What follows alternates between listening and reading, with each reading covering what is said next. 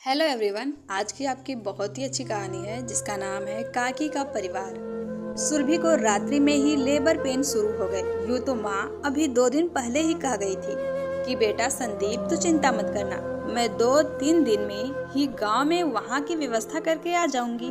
माँ थी नहीं और सुरभि के पेन शुरू हो गए। संदीप नर्वस सा हो गया।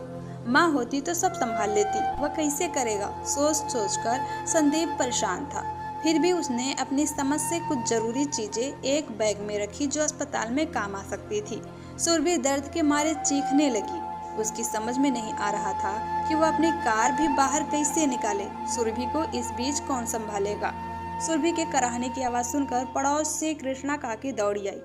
आते ही सारी स्थिति को समझ उन्होंने सुरभि को संभाल लिया। कृष्णा काकी हमारे साथ ही हॉस्पिटल गई, सारी रात वही रही। डिलीवरी नॉर्मल ही हुई, पर अगले दिन माँ के आने तक कृष्णा काकी सुरभि के साथ ही डटी रही। माँ के आने के बाद काकी अपने घर गई।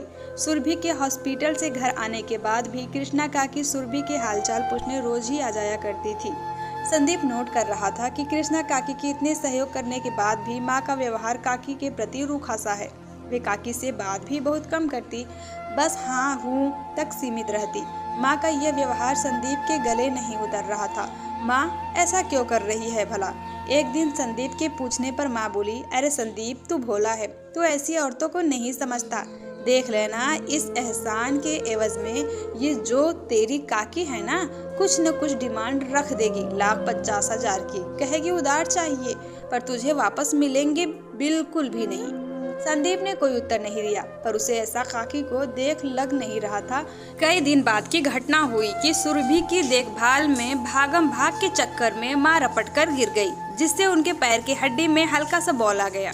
डॉक्टर ने प्लास्टर बांध 10 दिनों के लिए बेड रेस्ट बता दिए। ऐसी विषम परिस्थिति में कृष्णा काकी ही काम आई। कृष्णा काकी ने पूरा घर संभाल लिया था। अब माँ को भी समझ आ गया था कि उसकी कृष्णा काकी के बारे में धारणा गलत थी।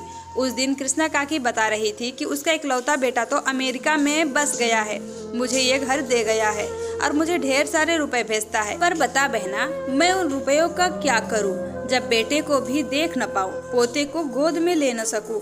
मुझ अभागी को मौत भी नहीं आती। जब से इस संदीप और सुरभि को देखा है ना बहन जी, मुझे इनमें अपना बेटा और बहू ही दिखाई देते हैं, और अब तो इन्होंने पोता भी दे दिया है। कृष्णा काकी की कहानी सुन माँ की आंखों से पानी बह रहा था। उन्होंने काकी के हाथ को कस कर पकड़ लिया था। सुरभि ने बिस्तर से उठकर अपना सिर कृष्णा काकी की गोद में रख लिया था।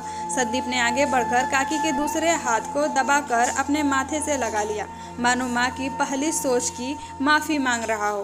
कृष्णा काकी ऐसे खुश थी जैसे अमेरिका से उनका बहू और बेटा और पोता लौट आए हों। दोस्तों, ये कहानी आपको कैसी लगी है? अगर अच्छी लगी हो तो एक लाइक और सब्सक्राइब जरूर करना। तब तक के लिए बाय बाय, थैंक यू।